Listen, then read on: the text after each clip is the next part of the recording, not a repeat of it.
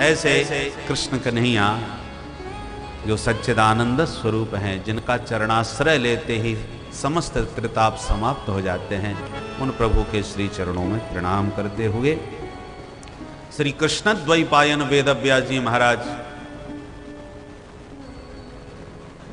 जो परमहंस परिव्राजकाचार्य हैं, जिनके अनुग्रह से परंपरा से हम लोगों को ये भागवत रस पान करने का सौभाग्य प्राप्त हुआ है, उन सुखदेव महाप्रभु के श्री चरणों में प्रणाम करते हुए नैमिषारण्य की पुण्य भूमि में सूत जी महाराज सौनकादि ऋषियों को ये पावन कथामृत पान करा रहे हैं।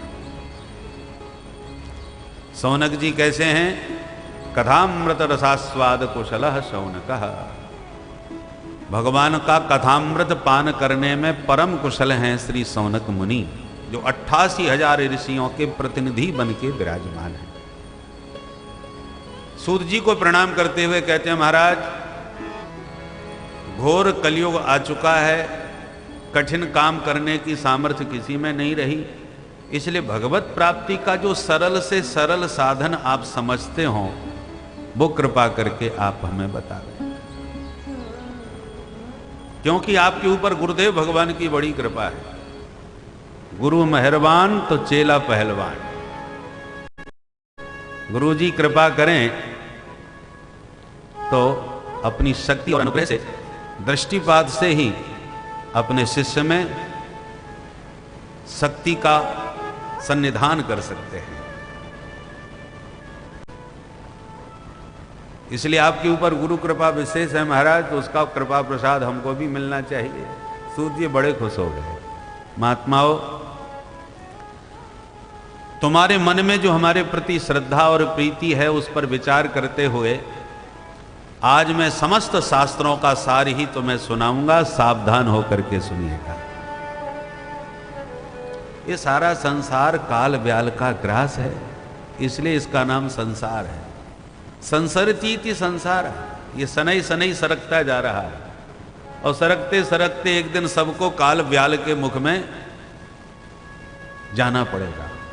तो मृत्यु के भय से मुक्ति दिलाने के लिए श्रीमद् भागवत शास्त्र को प्रकट किया गया है। बोल भागवत भगवान की जय। इस मृत्युलोक में मरना तो सबको है, ये कटु सत्य है, पर मरने के नाम से हमको डर बहुत लगता है।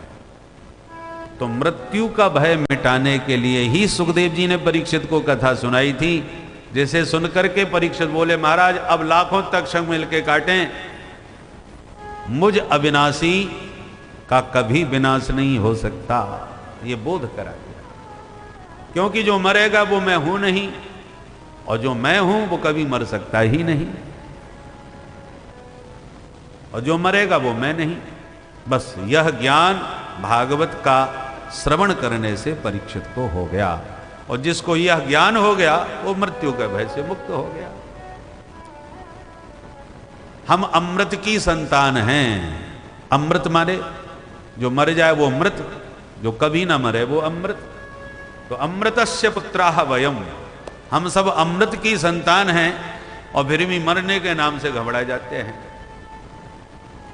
ईश्वर अंश जीव अविनाशी, ईश्वर अंश जीव अविनाशी, ईश्वर अंश जीव अविनाशी, ईश्वर अंश जीव अविनाशी, चेतन अमल सहज सुख राशि, चेतन अमल सहज सुख राशि, चेतन अमल सहज सुख राशि, चेतन अमल सहज सुख राशि, सहज सुख राशि, सहज सुख राशि।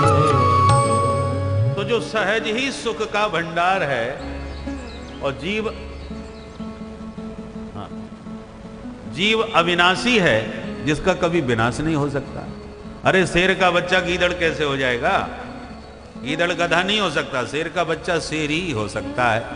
परंतु हाँ ये हो सकता है कि वो सर्कस का शेर बन जाए, पर सर्कस में भी यदि नाच रहा है पर है तो शेर ही, कहा तो उसे शेर ही जाएगा।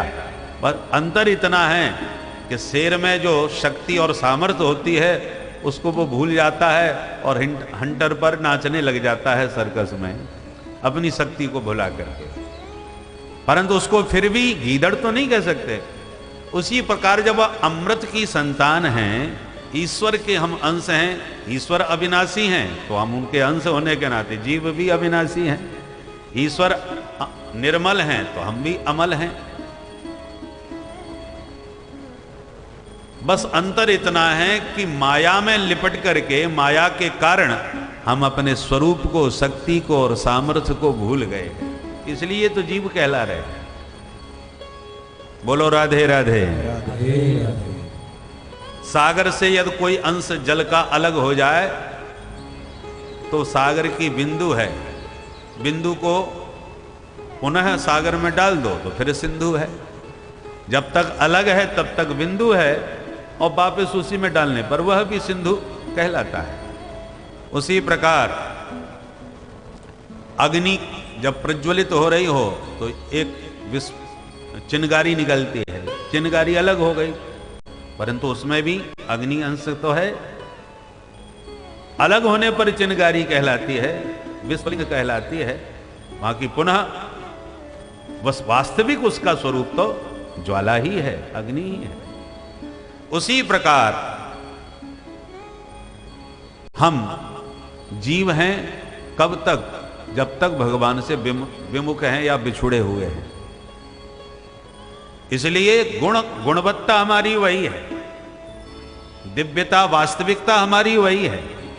आगंतुक कुछ दोष आ गए हैं। जैसे हम स्वस्थ रहते हैं, स्वस्थ रहना हमारा स्वरूप है, परंतु कभी कभी असावधानी से उल्टा सीधा खा लिया या उल्टा सीधा हमारा क्रियाकलाप रहा तो हम अस्वस्थ हो जाते हैं।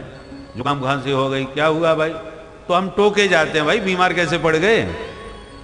रोगी को तो आप टोक करके पूछ सकते हो कि बीमार कैसे पड़ गए, परंतु यदि कोई स्वस्थ है तो उससे थोड़ी प्रश्न करोगे तुम स्वस्थ क्यों हो, स्वस्थ कैसे हो, यह नहीं प्रश्न। स्वास्थ्य के विषय में प्रश्न नहीं पूछा जाता, क्योंकि स्वस्थ तो होना ही चाहिए, ये हमारा स्वाभाविक स्वरूप है। अस्वस्थ होना हमारा स्वरूप नहीं है, वो हमारा दोष है।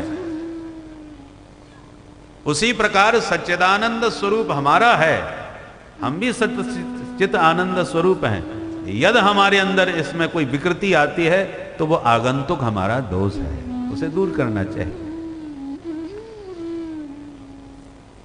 तो सूत जी कहते हैं, ऋषियों, सुखदेव जी ने परीक्षित को मृत्यु के भय से मुक्ति दिलाने के लिए यह दिव्य भागवत की कथा सुनाई और परीक्षित को मृत्यु भय से मुक्ति दिलाई। परंतु जब देवताओं को पता चला कि भागवत होने जा रही है तो सुधा कुंभम गृहीत्वैव देवास्तत्र समागमन, इसकी दिव्यता इसी से जान लो। तो स्वर्ग का अमृत लेके देवता आ गए और बोले, महाराज ये परीक्षित को पिला दो ताकि इनका मृत्यु का डर निकल जाए, अमृत पी के अमृत्यु की प्राप्ति हो जाए। तो बड़े हैरान हो गए श्री सुखदेव जी कि मृत्यु लोक में आए दिन लोग मर रहे हैं। 27 तो दिल्ली में चले गए, तो ये तो संसार है, आता जाता रहता है जी। तो आज ही अमृत लेके क्यों आए भाई, और वो भी बिन बुलाए आए। सुखदेव जी बोले, ठीक है ये बैठे हैं परीक्षित, पिला दो इनको अमृत। किंतु देवताओं ने तब स्वार्थ की बात कही, महाराज अमृत तो हम परीक्षित को पिला देंगे, पर प्रपास्यामो वयम सर्वे श्रीमद्भागवतामृतम्, चाहेंगे कि इसके बदले में आप हरि कथामृत हमको पिला दें। तब सुखदेव जी बड़ी जोर से हंसे, अरे देवताओं तुम सचमुच बड़े ठगिया हो, कांच का टुकड़ा दे करके बदले में करोड़ों की मणि मांग रहे हो। क्व सुधा क्व कथा लोके क्व कांचः क्व मणिर्महा ब्रह्मरारो विचार्य तदा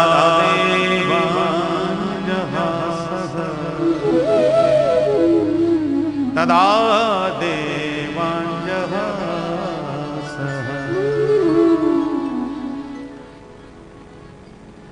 सुखदेव जी खूब हंसे और बोले, देवताओं,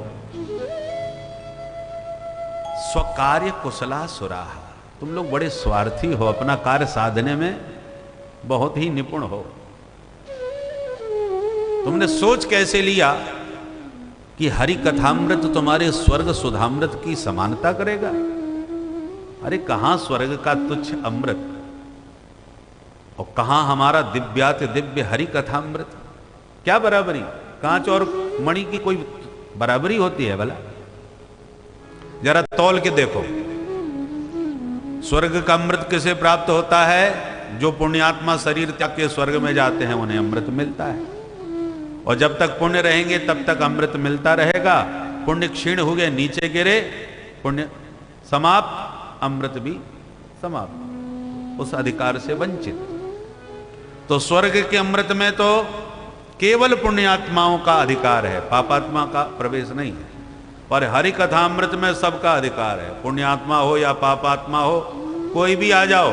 धुंधकारी जैसे पापियों को भी पिला दिया जाता है और गौकर्ण जैसे महात्मा भी इसके अधिकारी हैं। यहाँ कोई पक्षपात नहीं, कोई भेदभाव नहीं, सबके लिए सुलभ है। दूसरी विशेषता, स्वर्ग के देवताओं को गले में माला पहना दी जाती है। पुण्य रहेगी, पुण्य रहेगा तो माला हरी भरी रहेगी, पुण्य क्षीण होते जाएंगे, माला सूखती जाएगी, और सर्वथा पुण्य समाप्त होती माला पूरी सूख जाएगी और फिर उनको नीचे गिरा दिया जाएगा। तो माला सूखने लगती है तो देवताओं का मुंह भी सूखने लगता है कि अब जाने वाले हैं। तो स्वर्ग का सिस्टम तो होटल जैसा है, नोट देते जाओ, मौज करते जाओ, जेब खाली तो होटल भी खाली। उसी प्रकार से स्वर्ग का सिस्टम है। पुण्य के अनुसार आपको वहां सुख सुविधाएं मिलेंगी, पुण्य समाप्त तो बाहर। तो शोक और मोह और भय तीनों देवताओं में व्याप्त रहते हैं, पर भागवत का कथामृत पान करने वाले के जीवन से शोक मोह भय सर्वदा के लिए समाप्त हो जाते हैं, क्योंकि वो स्वर्ग का अमृत पुण्यों को नष्ट करता है और ये हरि का कथामृत पापों को नष्ट करने वाला है। कलमशाप हम, सारे कलमश धो करके जीव को देह त्याग के बाद भगवत धाम पहुंचाने वाला है। स्वर्ग का अमृत पुण्य नष्ट करके ऊपर से नीचे गिराने वाला है, हरि कथामृत पापों को समाप्त करके हरि के धाम में पहुंचाने वाला है। अब आप इस स्वविवेक से विचार करो, कौन सा अमृत श्रेष्ठ है? बोलो राधे राधे।